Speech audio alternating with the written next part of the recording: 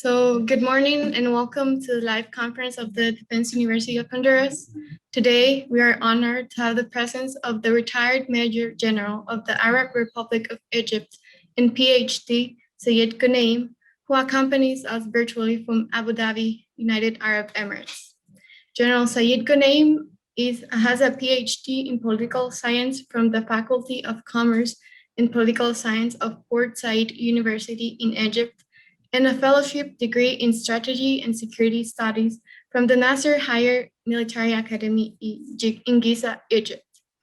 Dr. Ghoneim is currently the president of the Institute for Global Security and Defense Affairs in Abu Dhabi, and he's a senior member of the Advisory Council of the Master's Program in Security Studies and Information Analysis at the American University in the Emirates.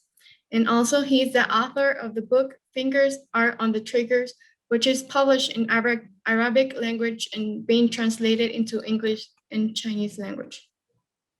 Dr. Ghoneim is a regular guest speaker at different centers of studies and strategic headquarters, such as University of Tokyo, the Royal Military Academy in Belgium, the NATO Defense School, the Defense University of Honduras, and the United States Central Command in Tampa, Florida, among others. On this occasion, General Sayed will delight us with the conference US, China, and Russia in the Middle East. At the end of the conference, there will be a round of questions and answers. For this, I ask you to write your full name and your question, and we will read it at the end. Without further ado, General Sayed, welcome, and the baton is yours. Okay, thank you so much. Happy to be with you again. This is our first time I was in Honduras, giving 2 lectures about competition in Latin America between the big powers. And second time it was last year, and then the third time I will talk about the 3 powers in the Middle East. I will try to talk more internationally than regionally, because actually this only should take about 2 hours. If I talk regionally, it takes more. Like in Belgium, it takes 3 hours and a half. In University of Tokyo, it takes about 3 hours. So, but because of your shortage of time, I will try to condense as possible as I can. So forgive me, please, when I talk quickly or when I omit or skip some information. But what I promise that now you have my slides. On the other hand, I will prepare like a paper and I will try to send it to you. Okay. So I was preferring okay, next please. So you will go, yeah, one by one. Okay. We will talk today about these 5 main outline point of discussions. Next, please. Okay. See, we have, as you see, 6 main big countries, which we call them 5+1. The main members of the National Security Council, and we have also Germany, which we call it 5+1. The biggest among them is United States of America and China. We have also European, even that Brexit, which is UK outside, but we have UK, France, and Germany. They are the E3, which are really strong in Europe. And we have European Union, NATO. We have new now the European Force for Rapid Intervention, just to try to be faster than NATO and to do more jobs whenever needed by Europe itself. And there is 5 eyes. I hope you read about it. This is the 5 eyes means here it's I, should be I, letter I, from intelligence. But 5 eyes mean here the 5 countries who are English speakers, Anglophonic speakers, big countries like USA, UK, Australia, Canada, and New Zealand. And they are cooperation in collecting information and mutual information among each other. And I think that somehow it's even by NATO member, he believed that it will be coalition in the future, military coalition in the future.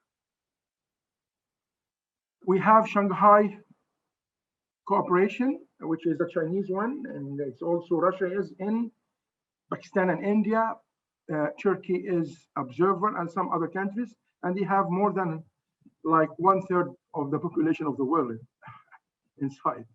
But it's more so now because it's military, economic, and political organization.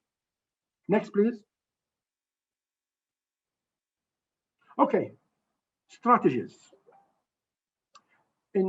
Since 2010 until today, USA issued several strategies. According to the Constitution, that USA can issue a strategy every 1 year. There's no problem, even every country. But usually they issue strategies every 4 or 5 years. So in 2010, it was the first strategy by President Obama. And then 2015, 2017, and then 2021, still not strategies, only guidelines.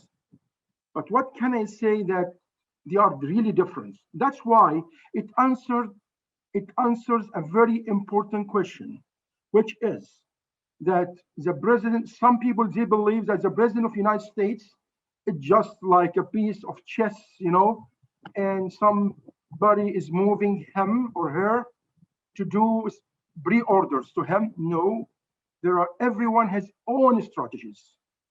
Every president has his own strategies, his own doctrine to implement his strategy, which is less flexible, maybe strategic goals. They could be changeable, but not that flexible like strategies. Strategies can be changed, can be different, should be even different. If I analyze the strategy of 2010, there are several doctrines, 4 doctrines for any big country or any country. Like isolationism, it was like Japan and Germany, by the way. Like liberal intervention, George Bush adopted this one. And there is internationalism. Internationalism is something approach not with military forces more, not with political pressure more, but it is with culture more. So Obama tried to adopt this one using the culture to approach the countries in the 6 main sectors he divided. We will talk about this later. One of them is the Middle East, because he believes that military intervention, political intervention is not very productive with our region, for example. But he mentioned something, that China is very important in this strategy, but at the same time, as he mentioned, that it must behave its relations and its movements all over the world. Also, he urged to join FOIP, Free and Open Indo-Pacific Strategy or Initiative. He urged China to join it, but China is doing its own, which is built on road. By the way, FOIP is 4 members, which is Free and Open Indo-Pacific Strategy, which is USA, Japan, which is the main author or founder of this initiative, Australia and India, and he wants China to be with them. Also, he warned about the military expansion of China and must be confronted. He urged Washington, he urged his administration, he urged the decision makers in the Congress that we have to undermine, not to fight, but to undermine Chinese expansion. By the way, a few days ago, Xi Jinping, president of China, he said the same. We have to stop the expansion of the American forces, military forces. See, it's now since 2010, and now after 10 years, it's from the other side. He was talking Obama about isolation of Iran and North Korea because of nuclear weapon, that's for sure. And also support of the international allies. International allies and American values are always very important in all strategies. Next, please. Okay. In 2015, I think it was like completion of 2010. I would like to tell you, in 2013, there was some strategy, which is 2013, and it was called Values and Interests.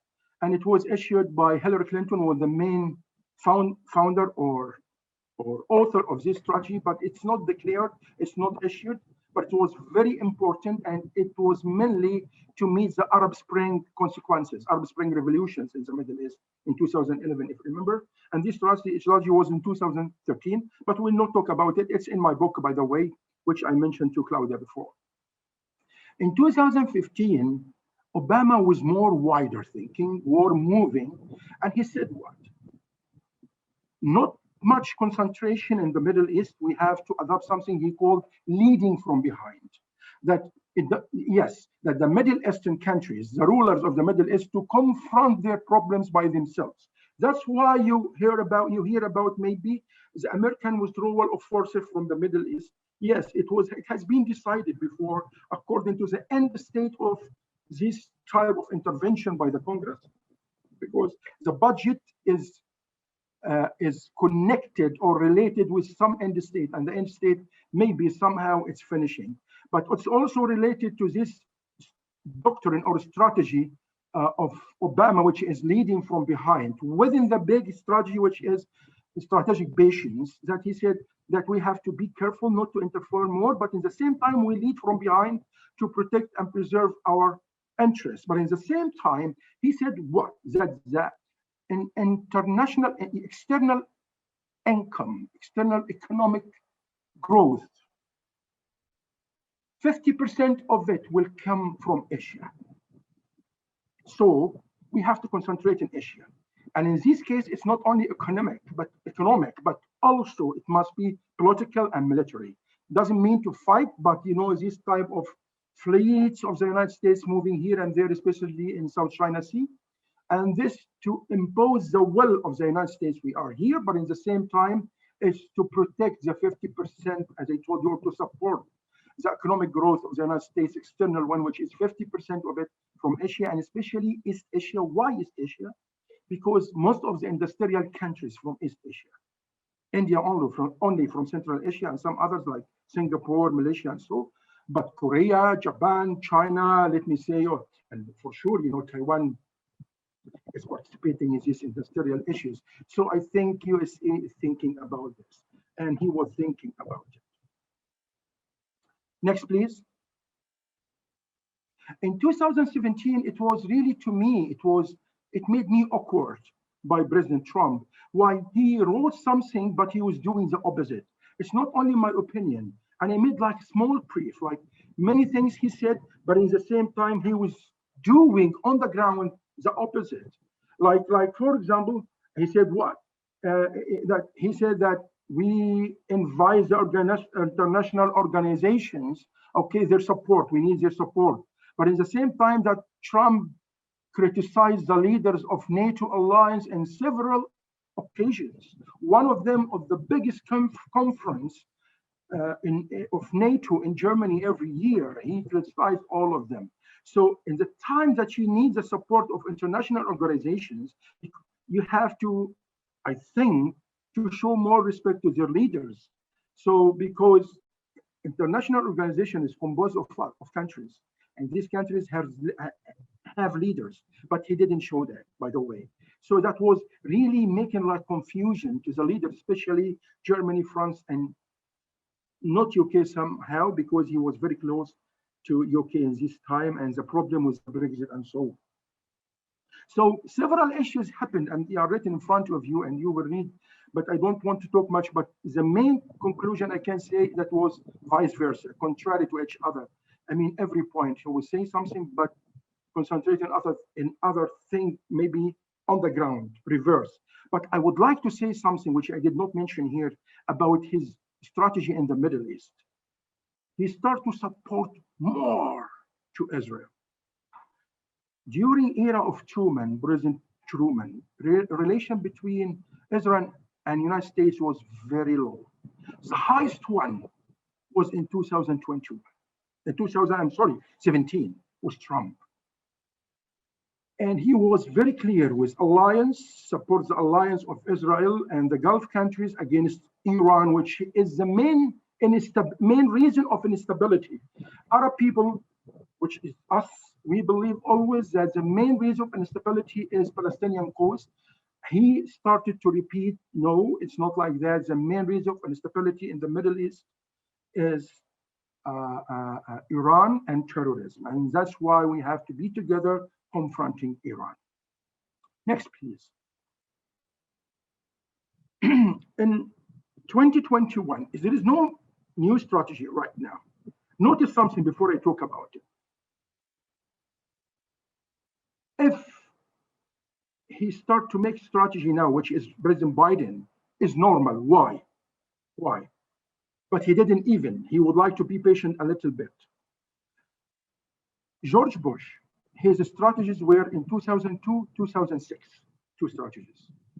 Obama, as I told you, they issued ones 2010, 2015, and he was announced as president in 2009. That means 1 year after. So usually 4 or 5 years between each strategy and another, and usually not less than 1 year of occupation his job. So, but why he start with a guideline very quickly? Because he wanted to change, as he believes that President Trump spoiled during his era. That's why the conclusion I can say in his strategy is what's always against Trump. How can I explain it to you in very fundamental issue? Always, not usually, always, all over the world in political science, and you know more than me for sure, that there is a big conflict between values and interests, especially with big countries, especially USA and European countries. Like, for example, let me talk about Europe. In Europe, when you listen to European Union, they always talk about values like human rights, democracy, which I really respect, and others like rule of law, rights of women, children, many good values. But when you deal with country by country in European Union, like France, like UK, like Germany and other, you find interest is louder than values. Why? Because some countries in our region,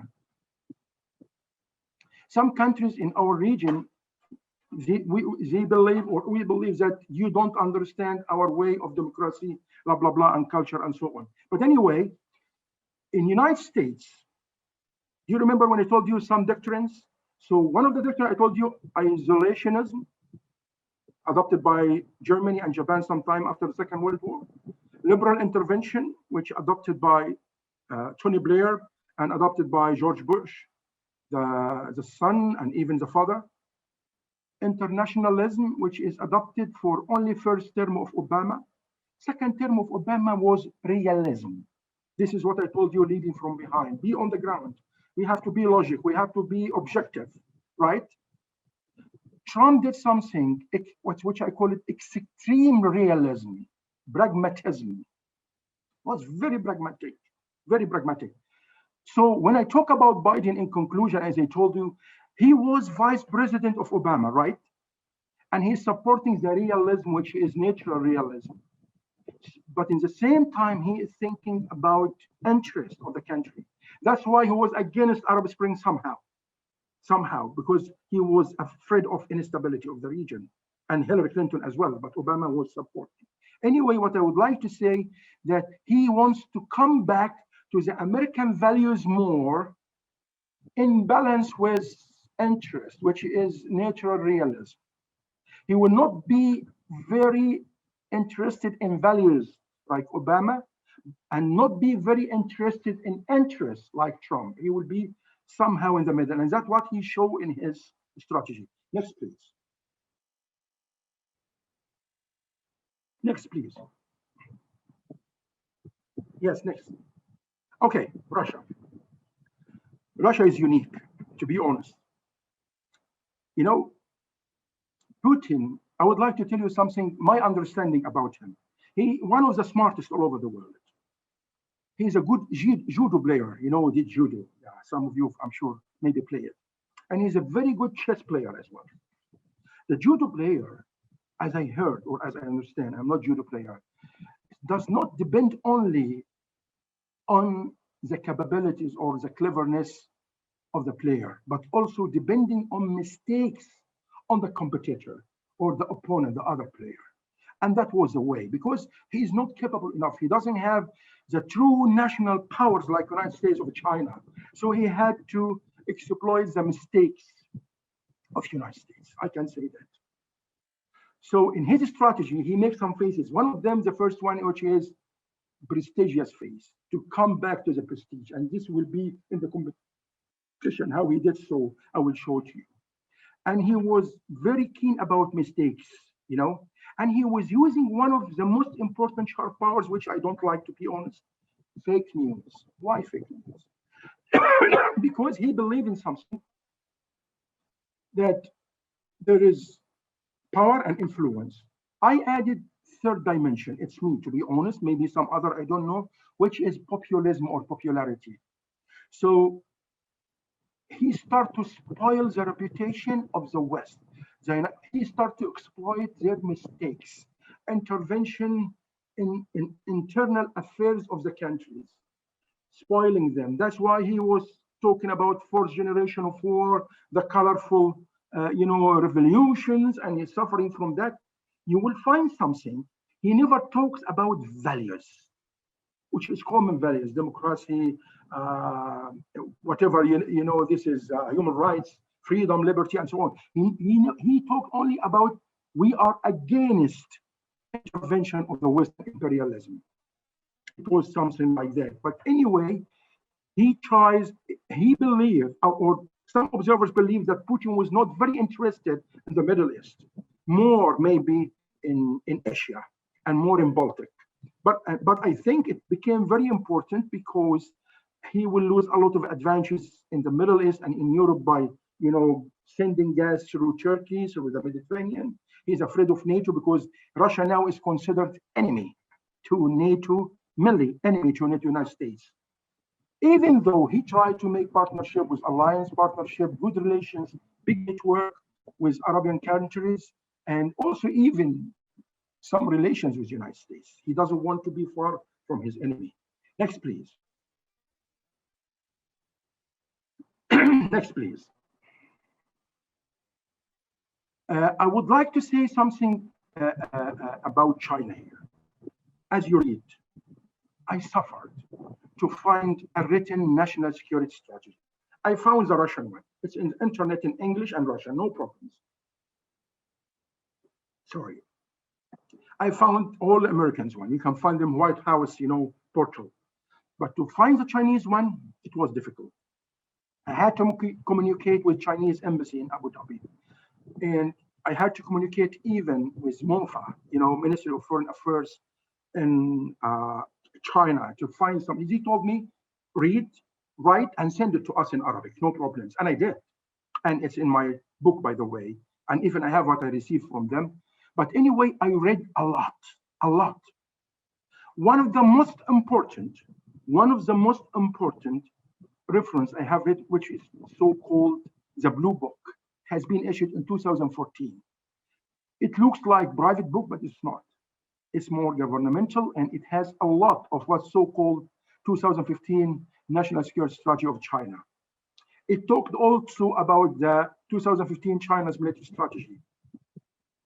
And from white papers issued by President Xi Jinping, and there are many actually, and some analysis, I could reach some results. Next, please.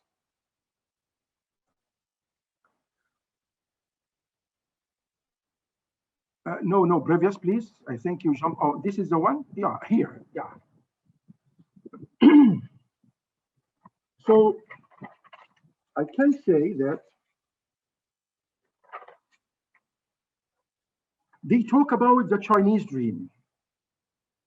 You can read it here. And also they talk about what they call it, the rival of the Chinese, the great rival of the Chinese nation. And there is some motto, it's very famous in China now, has been mentioned by President Xi Jinping, which I think really very important, which is the community of common destiny of mankind. From all what you will read from China, it's something like socialism, to be together, and in the same time to think together, to be one world.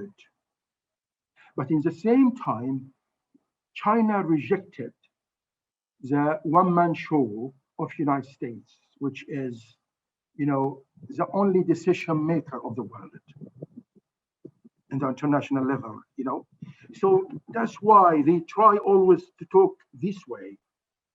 Yes, we are not alone. I could feel from all the Chinese documents, publications, they would like to say something. We are major power, we are great power, superpower state, like USA, and you have to deal with us like you are your counterpart. You have to respect our existence. At the same time, I don't want to replace you. China says to the United States, I don't want to replace you, not to be the main formulating of the new world order. No, but I would like to share together, not only with you, not only with big powers of Europe or other big powers like Russia, but also even with key countries, or most of the key countries all over the world, including the Middle East. They were trying to make their speech this how. Okay? And I think we will see now the strategic goals. I'm sorry, I'm taking time here because really this is the main base. So I think that's why US started to think of Belt and Road. Not one belt, one road, it's now Belt and Road. Just its approach, economic approach to our regions all over the world, maybe coming even to Latin America. Next, please. And that's why, okay. So the next paper, it was directed to the Arab nations, and it was in Arabic, has been issued in 1st of January 2016. It was in Arabic. And it was concentrating on what? Highlighting the joint features and characteristics between China and the countries of the Arab region. See now, as the Arab were complaining, they were listening to the Arab. I don't say it's right or wrong, but I'm telling you how they were thinking. They said, okay, Arab were complaining from the, no, go back, please. Yeah, Arab were complaining from what? They were complaining from the American intervention or the Western intervention, right? So in this case, no, we have something common together to deal. We have a common language, you can say. We understand you, and we will make you understand us. We are more isolated. You are not isolated. So, I mean, as China, so we'll get approach to you. And China has also expressed something. We will respect your privacy. We will respect how do you rule your countries. We will support you as a rulers, not like United States not support non-democratic or dictators as they believe, right? So it was like that. I mean, in our region, I mean, in the rulers of our countries who United States believes that they are dictators or non-democratic and so on. They said, no, we don't care about that. It's yours. And it's an issue of your people, not our issue. And also they mentioned that the role of China in the future and how it will be among the world, among the United States, among Russia, with Russia, I mean also, and they express that they will be closer to Russia for sure, and they will work hand to hand. They try to show that to us. And they talked about that the common security, that your security is our security because we'll have interest in your region with the Belt and Road. And as they know that the Arab are confronting terrorism, so they said, we will fight together, not we will fight alone. We are confronting terrorism, but not alone. At the same time, not using the military power much. Next, please. Next, please. Now we'll talk about strategic goals. I tried to find what are the strategic goals from all what I mentioned right now. I could reach something like 5 main strategic goals of the United States. So number 1 is energy security. Energy security is very important to the United States. Why? Number 1 is the price of energy in dollar. So this is always supporting the American currency to make it strong, which is really very important. Second, saying to their allies, I am protecting your oil. That's why when Trump said, send your forces, saying that to China, to Korea, to Japan. Send your forces to protect your oil against Iran. They were very angry because they are not used to use their military forces like United States in the Middle East, which is a hot area.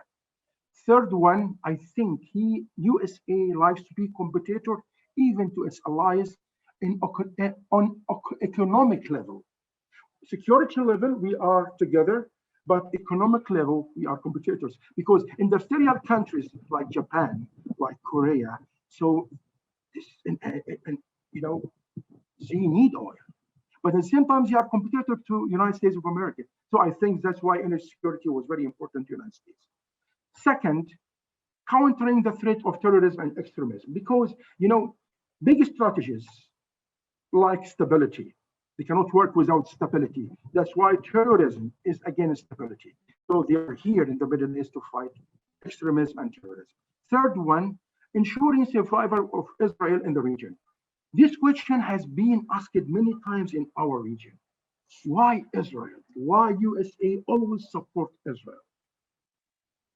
And many people start to talk coming from, nationalism or Arabism or something like that.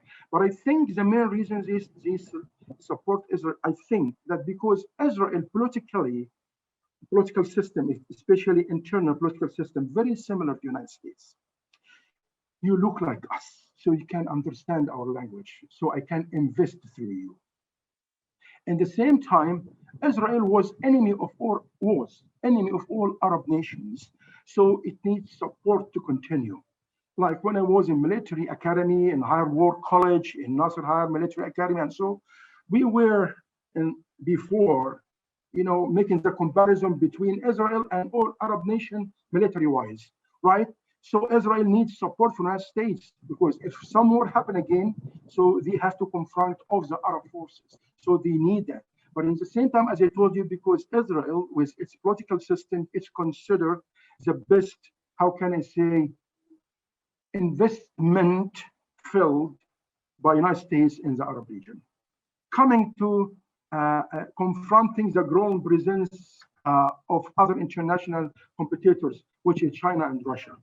Because USA wanted mainly the exemplar, situation for it or method that to besiege China and Russia and block it in its places, in its location geostrategically. But that's why Russia came out, China came out with Belt and Road. So they have to meet them in several or some regions. One of them is the Middle East to confront them. And the last one, which is really very important, is the preservation of freedom of navigation for the American ships and also allies, right? In the Red Sea, Suez Canal, Mediterranean, Indian Ocean, Hormuz Strait, and all of these sea navigation routes. Next, please. This map is very important. Yes, as you said, as I said, there are several regions. So how can we protect our strategies in these several regions, including the Middle East? So they have military commands, and you know more than me about that. They have Northern Command, which is responsible to protect militarily, the North America, and they have, and also they have the Southern Command, which is to protect the American interests and strategies and support the American strategies in Southern America, or Latin America, let me say. They have also the Europe Command, Europe Military Command, and to Europe, they have African Command in Africa except Egypt.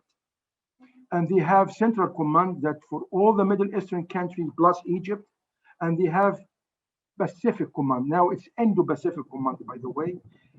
And this is to protect all strategies and interests of the United States in Indo-Pacific region.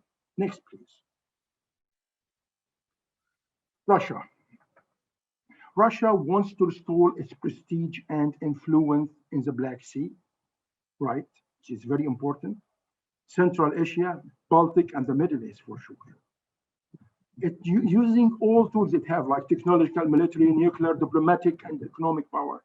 And always it depends on some specific strengths, like its large wealth of oil and gas. Yes. It's also huge military nuclear weapons, which powers, which is the biggest all over the world, a little bit bigger than even the American one. Very active and flexible diplomacy. They are very smart in diplomacy, and also the creation of power propaganda, which I told you, not only correct propaganda or normal propaganda, but also fake news, and which is really invading a lot of the places which what is so-called theory of conspiracy. This is something uncommon or unknown or not truth at all, and people believe it. Most of them coming from Russia, by the way, this as I learned it. Anti-radical Islamism, because Russia has a common feature with all over the world. They are against terrorism. They were fighting against terrorism before for a long time and still until now. Next, please. If I talk about China, I think China would like to promote its own characteristics, considering the people's security is the aim. Security of Chinese people is the aim for it. And it has, economic security is very important as well to China. Foundation and the military, culture security. And also, in main, they would like to to be a counterpart of the United States. And they believe that economy is the main tool to achieve all possible Chinese strategic goals. Next, please. Next, please. Yes, next, please. Okay. I make like table, as you see, to compare between, the competition among the three main countries, which is Russia, China, and the United States of America. The first field is geopolitical competition or rivalry. Let me talk about Russia first. Do you remember I told you restore the prestige of Russia, prestigious phase? That's why they would like to go back to the Russian Empire. Without Ukraine, without Crimea, Russia is not that Soviet Union, which was known, not Russia, the Caesar of Russia, as known. It doesn't mean occupying these countries, but it has to have its own influence on the ground and the surrounding. That's why it annexed Crimea by election very quickly. Intervention in Ukraine, until now there's problem with Ukraine, until today actually. Attracting Turkey. Why Turkey is important? Turkey is a very, very important key country because it's located overlooking the Red Sea and the Mediterranean Sea. Russia is not. Only not Red Sea, Black Sea and Mediterranean Sea, I'm sorry. So Russia is not only in Black Sea and North, which is Baltic Sea, but is not overlooking the Mediterranean Sea, which we call it the warm water. So they need to go to the Mediterranean Sea, and it must be through Hormuz and Bosphorus, which is the two straits owned by Turkey, and Turkey is NATO country. If any war, Turkey has the right to close them somehow if some country is fighting Turkey. So that's why Turkey is important to NATO, and that's why it's now very, very important to Russia. And I think Putin succeeded somehow to attract Turkey to him. China built a road that was the best way of geostrategic competition, that build a road will be everywhere. Now, they signed with several countries, most of Arab countries. Now they have in Ishdud, by the way, they have in Prius in Greece, they have in Gemlik in Turkey, in Bursa, if you heard about Bursa in Turkey. And they built a lot of bridges of relationships and communication with several countries in the Middle East, and as I mentioned, and also established comprehensive strategic partnership with countries like Algeria, Egypt, Iran, Saudi Arabia, United Arab Emirates, and strategic partnership with Djibouti. And by the way, Djibouti is very important because it's overlooking the entrance of the Red Sea coming from the Indian Ocean. And several military bases are there, especially American one, Japanese one, Italian, French, and so on.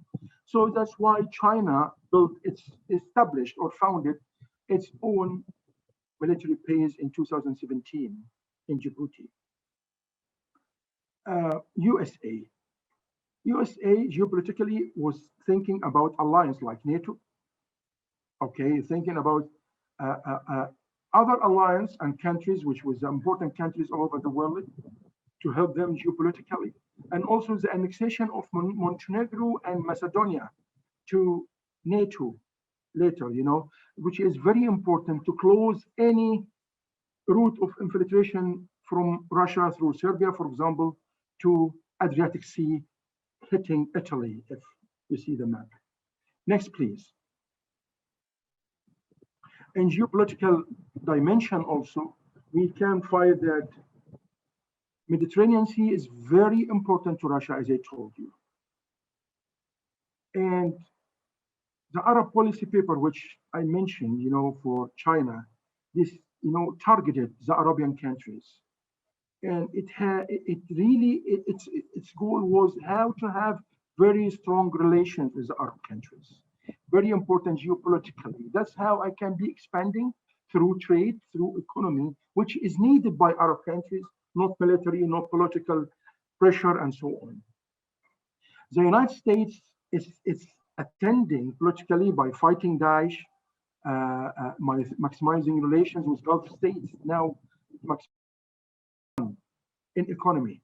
10 USA, 1 to China. Now it's 1.5 to 1. You can imagine how really is a difference. So I'm trying to go quickly more. Military-wise, USA and Russia are more in military. USA still has its own forces supporting the Arabian countries, especially KSA, UAE, Israel, Turkey, Egypt, and so on, with its new technology of military weapons and equipment. Russia also has big intervention with its military because in economy, Russia depends on military production. China started to approach militarily by maneuvers, by exercises, but still east of the Middle East, around Iran, not expanding, not with harassment. It's only military exercises. It has partnerships, it has agreements with several countries. One of them is Iran for sure. So, which is really important, but it's not the same way like Chinese, like American or Russian. So then this one of the most important, which is information environment. This one really I intended to show it to you why. USA in its information environment, here I don't talk about intelligence, but I talk about media more, about advertising my country, advertising my values. So USA depended on Hollywood movies, CNN, Fox News, and many, satellite channels, depended on newspapers, many newspapers which are common, and now they are internet. They have a lot of information. They are very good source of information. So this is, I think, the only way it's used by USA. China, but by the way, but what is the problem with the US? All of its channels, or more than 90% in English language. China, they use with several languages, like CCTV, CGTN, and so they have in Arabic, in Spanish, I think. They have in several, many, French, and so on. And this make more spread to them, which they really need, because they are not that expanding in terms of media like the Americans. Russia, they do the same. They have Russia Today in Arabic, in Turkish, in French, and they have several languages as well. The only difference between Russia and China is Russia sometimes bend on fake news, as I mentioned. And Sputnik. it's very important. It's yeah, I can say something like it has, let me say, national goal of Russia. It achieves very well, and they have, which is call it new something like it's approaching what's the so-called doctrine of Gramazov, and I think he is the chief of staff of the Russian armed forces, Grazimov. I'm sorry, Grazimov, and that man is really very smart, and he was thinking about how to approach with news, with propaganda, how to attack our enemies even with propaganda. No need to fight on the ground. We can fight our enemies. We can invade the allies of our enemies with our media. Okay, then, in the same time as Russia is exploiting the American mistakes, China was avoiding the American mistakes, especially in the Arab region. Like,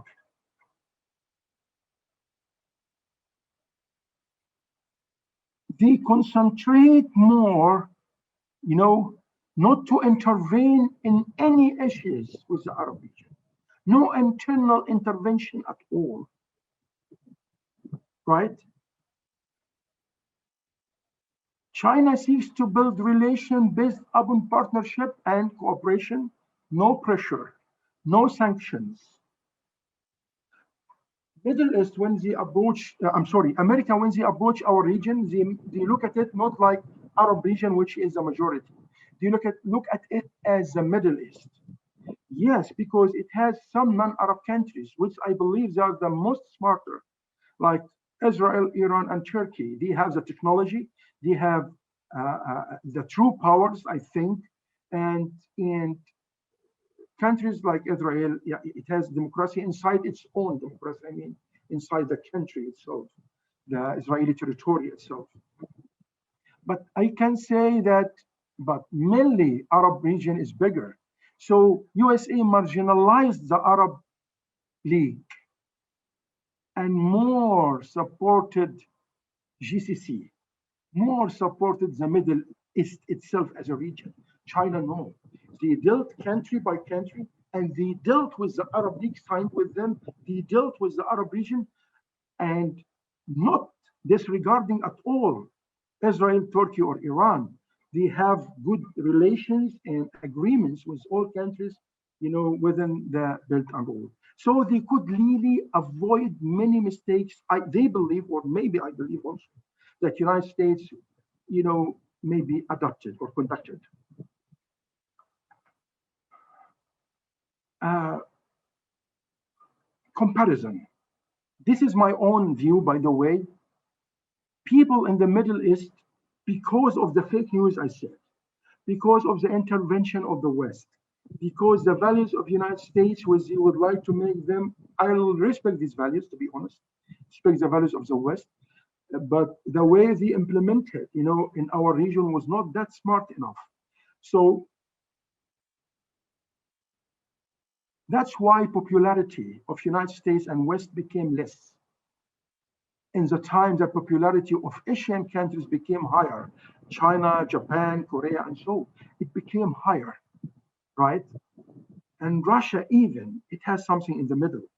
So the Middle Eastern people perceive Chinese, Japanese, or Asian better way and more trust than the West, especially American and European. Final remarks. From what just last I mentioned, see, look at this. It's very simple. The blue, it's power. The orange is influence, or the red. The green, it's populism or popularity. This is what I added. By the way, maybe you are very powerful, but you don't have influence, like China. It's very powerful, second in power compared with United States, but it does not have any type of influence, security,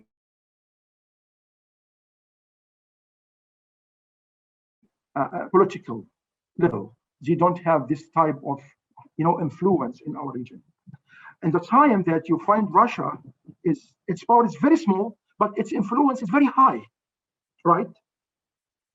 Europe, I believe that its power is big, yes, it's almost like 4, and its influence is 3, but popularity also, or populism is very low. From here, you can understand who can, excuse me? Hello?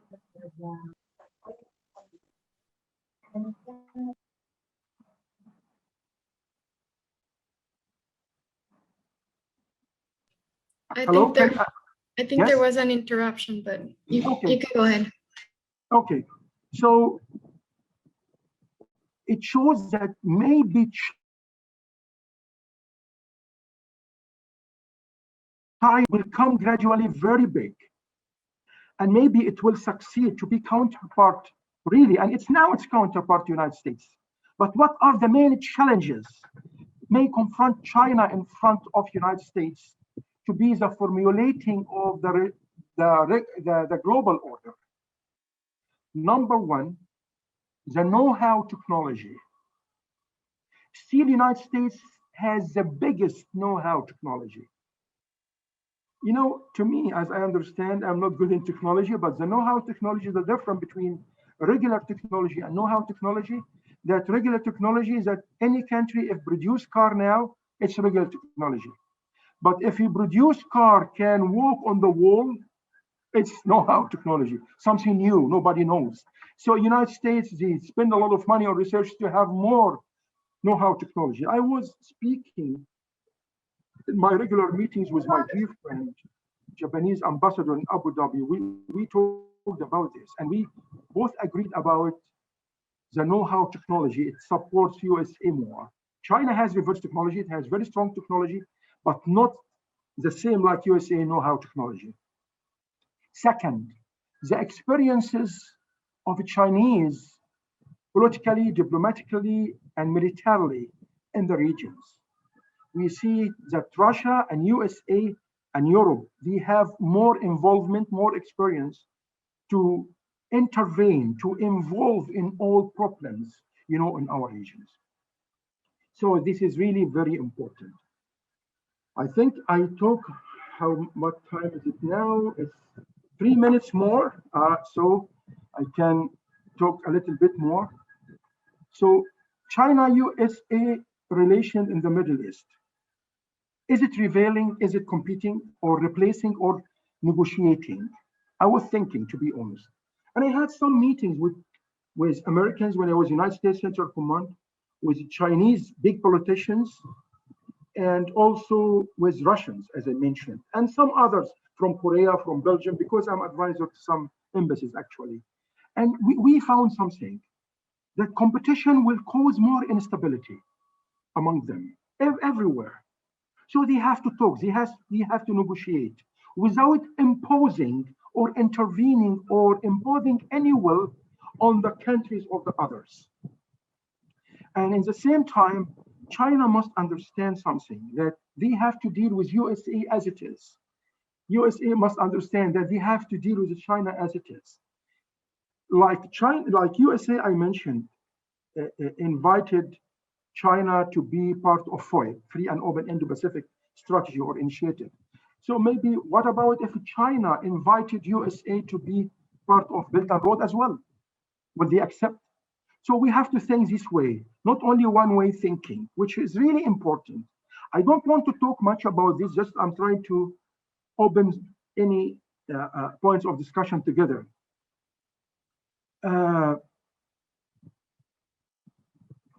China may start developing clear vision, I think. It has to, maybe they will think this way. I'm talking about future perspective. They will start to find a role or roles in specific crises. As I told you, China only approach economically. They try to avoid politically, diplomatically, militarily, as possible as they can, to not to lose their popularity in our regions. But they started with Iranian, crisis, How? But not US-Iranian crisis. They start to Gulf Iranian crisis. Mr. Wang Yi, in October last year, he launched an invitation to Iran and Gulf countries. It was invitation for multi-dialogue together based on GCPOA, which is nuclear agreement between Iran and 5+1 and big countries, which now is a problem right now. So because America withdrew from it. So this was the first true intervention diplomatically or politically by China in some crisis in our region. Maybe China will start to evaluate the Turkish policy in the region because it needs Turkey, it needs Egypt. Maybe they will think about, what's going on in Libya as well, because really, yeah, they are far, they are more owned by Europe because bordering from north of Mediterranean, but also it will affect their project Belt and Road. I mean, in this region, maybe they will think. China about terrorism, yes, they said we will be in terror, but what about prescribing terrorist groups? Will they see Houthis as terrorists, Muslim Brotherhood as terrorists?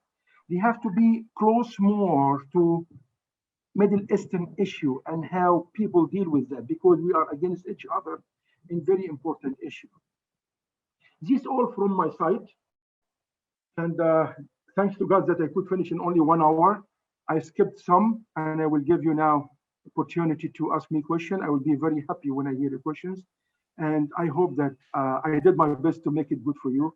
And thank you for your patience and your attendance. Thank you so much. I'm with you now. Thank you, General. We have a few questions for you. From Lieutenant Colonel Oscar Velasquez from the University of Defense of Honduras. He's asking, do you think that the world faces a lack of leadership and that the current rulers are only preparing to take care of their own party or perhaps personal interest? Okay, just a second, please, to do something to be closer. So,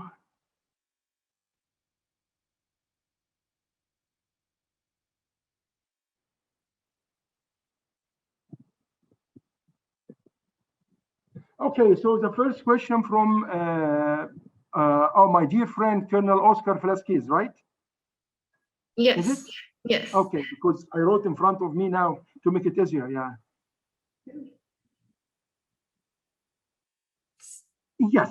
Yes, I agree with this question. I think yes. It's a very good point. I'm really surprised that people from Latin America could notice that because we are far from you. But anyway, I will explain to you how, Colonel Oscar, how you are right. Okay, USA is country of institution. UK, country of institution. France, I mean, it's not country of person, right? Turkey used to be country of an institution, not country of person. Russia should be country of an institution, not country of person. I think it's more now like during Trump era, it became country of person. Whoever against President Trump, he fired him. That means it's not, decision making together. It's my decision as Trump. So it's a country of person. I think Putin was doing the same. If I look at China, I think they were doing something very smart. Nobody can say it's country of person, it's decision of Xi Jinping, because usually you find it's a decision of a party or a government. And the hierarchy is very strong. That's why it's like country of a very strong institution, very strict institution, I think. But anyway, I agree with you, Colonel Oscar, Colonel Velasquez, that that really leadership also now became, suffering some shortage, because as if you agree with me, and I agree with you if you mean that United States started to withdraw. On the ground right now, USA is not the only one. It's not the only one. China is there. Russia is there. Even some Gulf countries, they are there, like Saudi Arabia, like Emirates. I believe the most influential country in the region is Emirates, United Arab Emirates. So here is the missing of the leadership. That's why in my book I mentioned expecting in the coming 10 years that it will never be one pole leadership. It will be composed of. It has good advantages and very bad advantage. The good advantage that not only one country decide everything, like USA, for example, but at the same time, more chaos, more anarchy, because competition will increase. So stability will be much less. I hope that I could answer your question. Thank you. And a second question is from Carlos Luque, who's asking, will it become the first world power according to the projections that are happening? I mean, China, would it become the first world power? Very good question. And I think I mentioned something like that during my lecture, which is very, very important and sensitive point. Let me say, okay, China declared many times they don't want to be the unipole to rule the world or to lead the world or to formulate the global order of the world. Not only they don't want, and even they can't, they cannot do that. Because economy is not the only thing to depend on. I mentioned something, even I said that in my book, that Middle East is not Keukenhof. Have you heard about Keukenhof?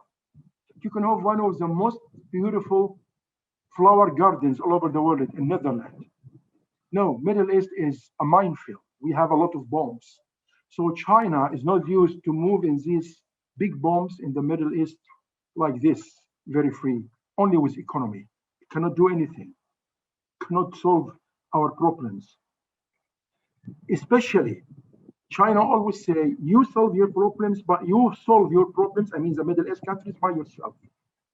And which is good, but at the same time, it will not be that successful. So no, I don't think China can rule the world. I don't think China can be the first global power. Maybe by economy, maybe. And remember, to be global power doesn't mean to be global influential. Remember this. But maybe by economy, yes, but what about military? What about diplomatic? What about political, social? So I think they need more in these aspects. Thank you. Okay, from Publio Draco Perez, he's asking, do you think China sees the Middle East as a distraction of the United States not to focus on Asia? I think I will add this point in my coming lectures. I like it. It's the first time to notice that. Yes. Let me tell you. Yes, I agree. I like it. I like it, Mr. Gacho. It is. Why? Why? I think yes. So, and that's why United States tried to withdraw from the Middle East, as I mentioned, according to National Security Strategy of Obama 2015, to concentrate more on Asia. That's correct. That's very good, I think, result, or I can say, yeah, understanding from all what we said. You know what? I was discussing with some diplomats here in Abu Dhabi, UAE, and we were discussing, do you think that China wants to make USA busy with Iran? It was difficult to say that. It was difficult to say that because even they need Iran. So yes, they want USA busy with the Middle East, but in the same time, they want stability somehow in the Middle East. It's very difficult for Miula. Why? If USA is not busy with the Middle East, they will have spacious time, more time to USA to concentrate in Asia. Correct, especially Far East, especially South China Sea. Okay, But in the same time, as China, I decided to move out. I decided to approach with my economy. So I need stability. So how much they are busy, how much is chaos, no instability. So this will confront what my approach, my big strategy, my big initiative all over the world, including the Middle East. So I agree with you, but at the same time, it's difficult to China to only depend on that always. Security-wise, let me say, good. On security level, yes. On economic level, no. So on security level, China wants USA busy with the Middle East. On economic level, no. Do you need stability in the Middle East to approach economically and to increase their growth in economy? Thank you. Thank you. So we're gonna have two more questions, and one is from Major Vidal Rodriguez. So he's asking, what is the U.S. and NATO doing in face of the Russia's current aggressive in Ukraine and China with Taiwan? Sorry, I don't see you. I don't know why. There's something. Here. Yeah. Oh, okay. Okay. Hello. Okay. Sorry. Is it in the chat? I try to open it. Yeah, it's in the By chat. whom the question again? Major Vidal Rodriguez. Mario Blanco? No, Vidal Rodriguez. It's a little bit up. Okay, I'm trying to find it. Well, he has two questions. Okay, can you repeat the question, please? What is the U.S. and NATO doing in face of Russia's current aggressive in Ukraine and China with Taiwan? Oh, yeah, good point. It's really difficult. It's very sensitive right now.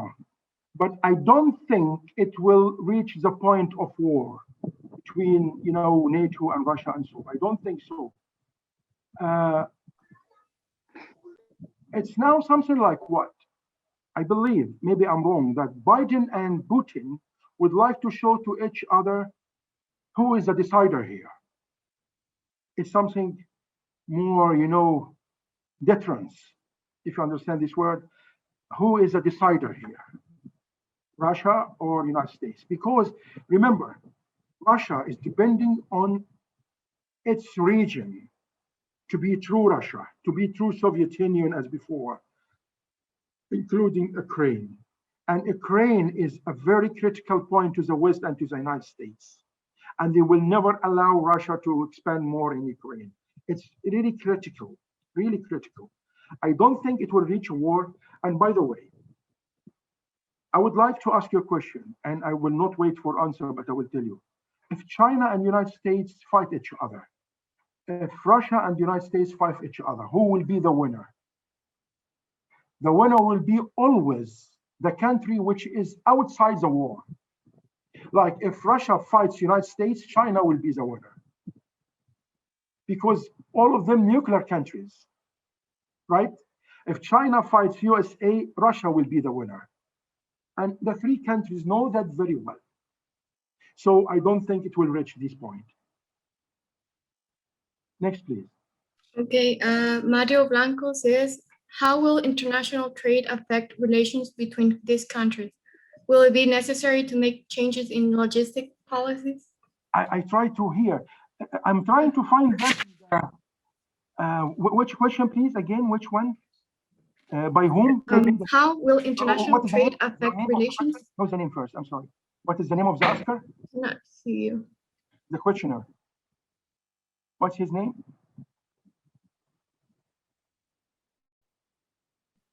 Hello, can you hear me? Yeah, I hear you. Okay. So how will international trade affect relations between these countries? Will it be necessary to make changes in logistic policies? To be changed in what? Which policy? In logistics policies. How will the trade, international trade will be affected? I have no idea. I'm sorry. It's out of beyond my experience. I'm sorry. Okay, so one more. I'm sorry about that. But I will think about it, I promise. Yeah. From Colonel Tim McKernan, He's asking, can you expand upon your contention Expand what? upon your contention that the U.S.-Israeli is based mainly along racial bonds?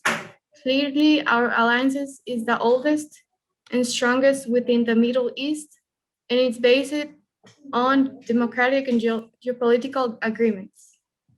Oh, I don't know if you can read it on the chat. It's a long one. I couldn't understand. I'm sorry. By whom? Who is the questioner, please? Who's the person? Colonel Tim McKernan. Oh, wait. Colonel. Tim McKernan. It's here in the chat. Yeah. I'm trying to find it. Tim McKernan. It's almost like at the end. Can you please expand upon your connection with the U.S.-Israeli base? No, not this one. Yeah, that one. Is this one? Yes.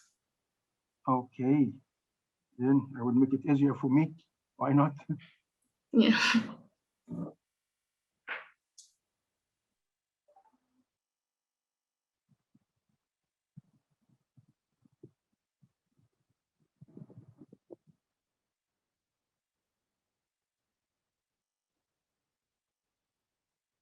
I didn't say that racial bonds. I didn't say that. I'm sorry from where he get his point. I didn't say the relationship between Israel and USA because of racial points. No, I never said so. I said because they are similar in political system. I said, when I said why USA is supporting Israel more, I said for some reasons, one of them because they are not similar in race, not at all. No. It's because similar in internal political system, like, the way of elections of president or prime minister, the way of the democracy, respecting human rights and women and so on. So that's why this similarity. At the same time, USA always believes that Israel was fighting or confronting all Arab countries, right? So it has to support it militarily until some time,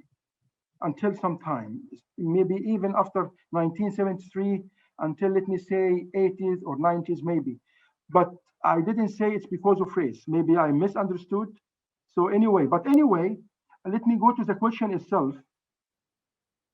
I agree. Yes. The American-Israeli alliance is very strong. It's very old. Who said no? Who said no? And Israel, yes, supported the common partnership between the two countries. This correct. And okay, yeah, this is a question which is really good. But what you base the question on, I didn't mention. Sorry. But anyway, normalization of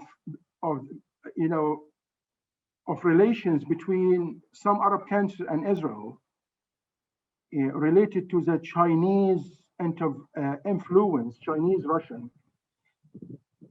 First of all, we have to remember a very important issue, that China and Russia are not enemy to Israel, not enemy to relation between Israel and any other country. China, they have good relations with Israel, technological relations, economic relations, Russia as well. Russia has had very good coordination with Israel in Syria, and it succeeded. I mean, Russia, to calm down between Israel and Syria, Israel and Iran somehow, and achieving, interest for each one of them.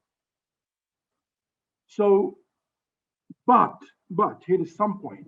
I think one of the tools that China, condemn or, sorry, I will close it.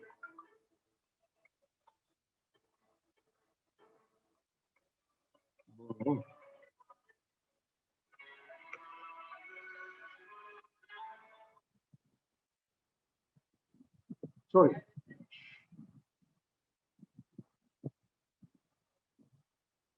Yeah, okay. So